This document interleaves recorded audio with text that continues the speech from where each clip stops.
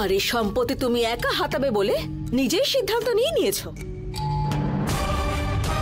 এই এত সম্পত্তি অন্য কারোর হাতে চলে যাচ্ছে বলে তুমি আতঙ্কে ভুগছো এখন, তাই না? সেই জন্য তুমি আমার দাদার নামে অকারণে এত অপবাদ দিচ্ছ। তুমি আমার সঙ্গে ভালোবাসার নাটক করে তোমার বাড়ির সকলকে এই বাড়িতে নিয়ে এসে এখানেই থাকছো। কেন বলো তো? সম্পত্তি নেওয়ার জন্য, তাই না? তুমি, তোমার বোন, তোমার ছোট মা, মামা, তোমার ভাই সকলে সম্পত্তি হাতানোর জন্য একেবারে তৈরি হয়ে এসেছিলে। এখন সেই সম্পত্তি তোমরা একা ভোগ করবে বলে সিদ্ধান্ত নিয়েছো। ওরা সবাই একটা টিম হয়ে চেষ্টা করে যাচ্ছে। বলতে গেলে সম্পত্তি তোমারও চাই, ওনাদেরও চাই। শিয়াল, গরু, বাছুরের মতো সেজে নাটক করলে সেটা বিশ্বাস করার মতো বোকা আমি নই। তোমার জন্য আমার দাদা হিমাদ্রি নিজের জীবন দিয়ে দিল, কিন্তু যে দাদাকে এখন আমি পেয়েছি তাকে আমি হারাতে চাই না। শিবানী প্লিজ, পুরনো কথা আর তুলো না। ওই অশোক কবে মারা গেছে।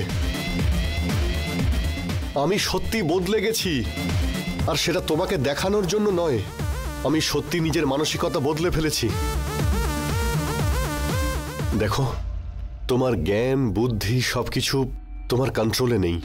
সেই জন্যে এখন সবকিছু তোমার খারাপ মনে হচ্ছে।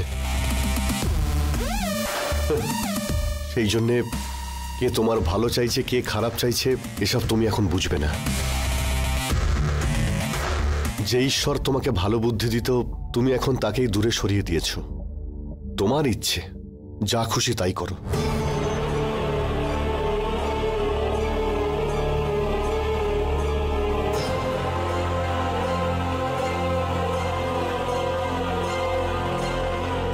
ঠিকই তো, আমার সম্পত্তি, আমার ইচ্ছে, আমার যাকে খুশি আমি তাকে দেব। ও কে যে আমাকে শিক্ষা দিচ্ছে?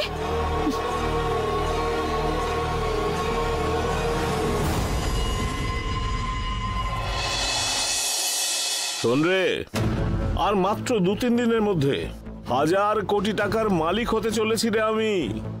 কোনো চিন্তা করিস না তুই। কলকাতায় হোক, দীঘায় হোক, বা কোনো বাড়ির উপরেই হোক, বাজি ধরে খেলবো। সে লাখই হোক বা কোটি টাকারই বাজি হোক না কেন, সেসব কোনো ব্যাপারই না। হাত খুলে খেলবো। যত টাকাই হোক না কেন বেটিং করতে পারবো। নিজের বার বানাবো। যত লোককে আনার ইচ্ছে হবে নিয়ে আসবি। কোনো ভালো হিরোইনের সাথে আমি বিয়ে করব।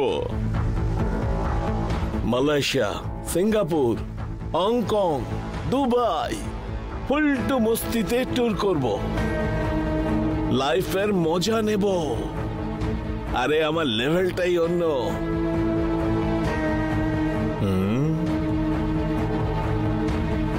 ঠিক আছে, আমি তোকে একটু পরে কল করছি। ভালো কাজের সময় কোনো না কোনো ভাবে বাধা পড়বেই। সেই বাধা কাটিয়ে তোকে আমি কল করছি। বেচারি ওই মেয়েটা তোকে নিজের প্রাণের চেয়েও বেশি ভালোবাসে। ওর সাথে অন্যায় করিস না। ওর সম্পত্তির উপর নজর দিস না। ওর মনটা অনেক বড়। ও নিজে দেবে বলে বলবে। তোর যদি মান সম্মান থাকে তুই না করে দিবি। কি বললে? ওর আমাকে দেওয়ার মতো কি ক্ষমতা আছে? আর ওকে কেন বারণ করতে যাব?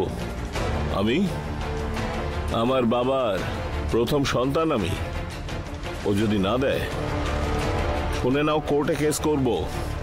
সব আমি নিয়ে নেব। এই, তোর 2 বছর বয়সে তোর বাবা তোকে ছেড়ে চলে এসেছে। মরা অবধি তোর কাছে আসেনি। সেই রকম একজনকে বাবা বলতে লজ্জা করছে না? আমি নিজে ওনাকে স্বামী বলে মানি না। ছেড়ে গেছিল তো হয়েছেটা কি? সাথে থাকলেই বা কি এমন ভালো হতো? আমি যদি বলি উনি তোর বাবা না, তখন তুই কি করবি?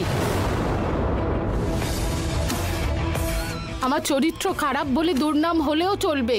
যদি বলি উনি তোর বাবা না, কি করবি তাহলে? ছুরি দিয়ে তাকে 40-50 বার কুপিয়ে দেব।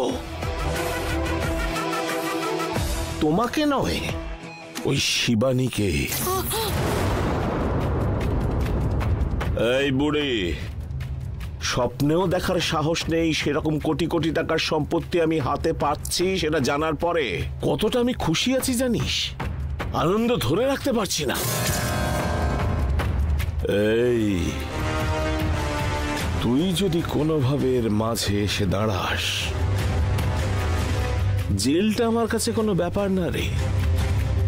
ছুরি মেরে দেওয়াটাও আমার কাছে নতুন না। শেষবারের মতো বলছি, কান খুলে শুনে রাখ, তুই এই সমস্ত সম্পত্তি কিন্তু আমার চাই চাই। আর এই ব্যাপারটা যদি কোনোভাবে আটকাতে চাস, তোর নিজের মেয়ে বলে যাকে ভাবছিস, মানে ওই শিবানীকে কেটে একেবারে পুঁতে দেব।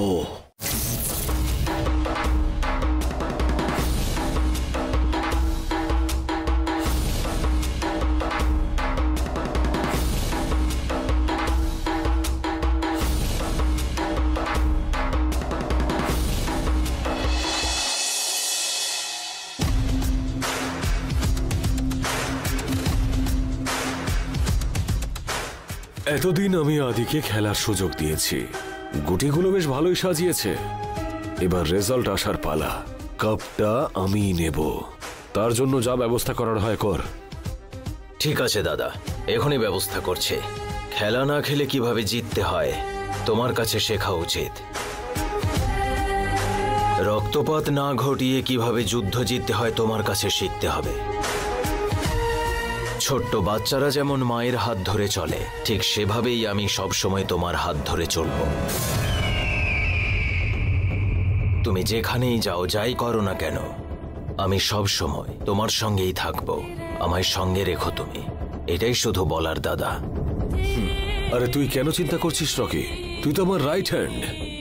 আমি যেখানেই যাব তুই আমার সাথে সাথে থাকবি। ঠিক আছে দাদা, এক্ষুনি যাচ্ছে। তোমার এই কাজের জন্য যা যা করতে হবে সব আমি করব। চললাম ঠিক আছে, দাদা। তুই যা।